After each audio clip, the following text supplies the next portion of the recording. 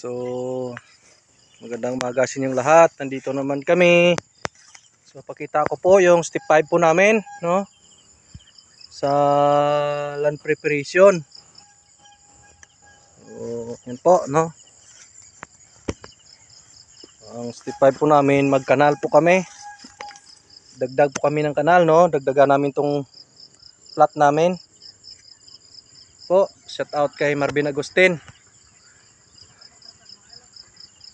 May dalang pang linis ng pala kasi ang lagkit. So yan po. Ang step 5 po namin, no. Dagdag po kami ng kanal kasi mababaw na yung kanal namin.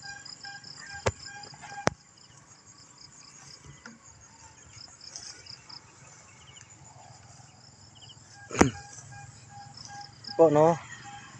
Magkanal kami ulit.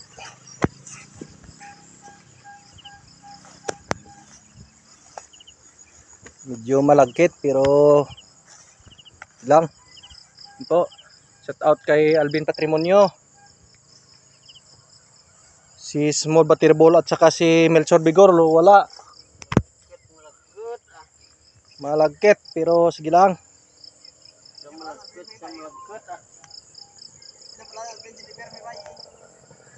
So, yun po.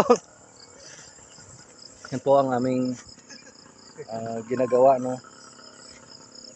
Kailangan mataas yung or malalim yung kanal namin kasi laging umuulan, no. Dagdag po kami ng kanal.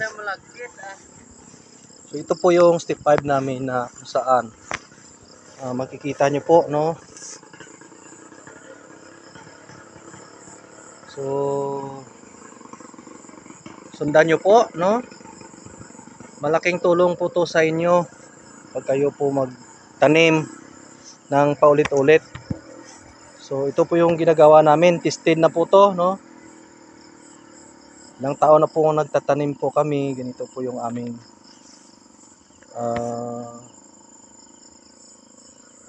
ginagawa, no, sa land preparation namin.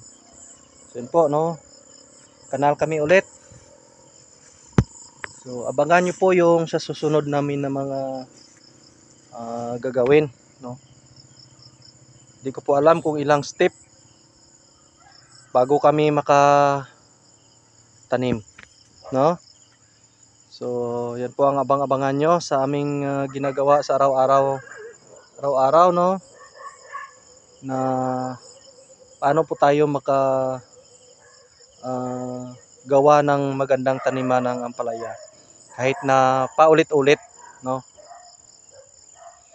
Kasi po yung nakikita ko isang tanim lang wala na, no, lipat na naman. Pero kami ilang bisis po kami nagtatanim hanggang kaya ng aming gapangana to, tanim kami ng tanim, no.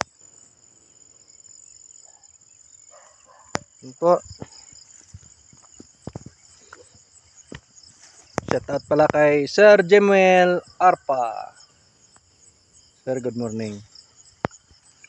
Shout out din po kay Siron James Ostaga. Shout out din po kay Sing Sing Ostaga. Yan po, no.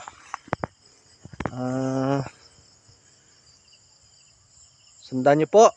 At saka huwag kalimutan, no, like and subscribe yung Pisong Farmers, no. Sigurado yung lalo na sa mga baguhan, may matutulong po ito sa inyo sa pagtatanim ng ampalaya, no. So sundan nyo po ang aming ginagawa sa araw-araw, no. So yun lang po, no, sa umagang ito. Sana makatulong po to sa inyo kung saan ay paano po kayo magtanim ng paulit-ulit. So yun lang po sa umagang ito. God bless. Saka magandang araw sa inyong lahat. Sigurado may malaking maitulong po sa inyo. So, po lang po. God bless.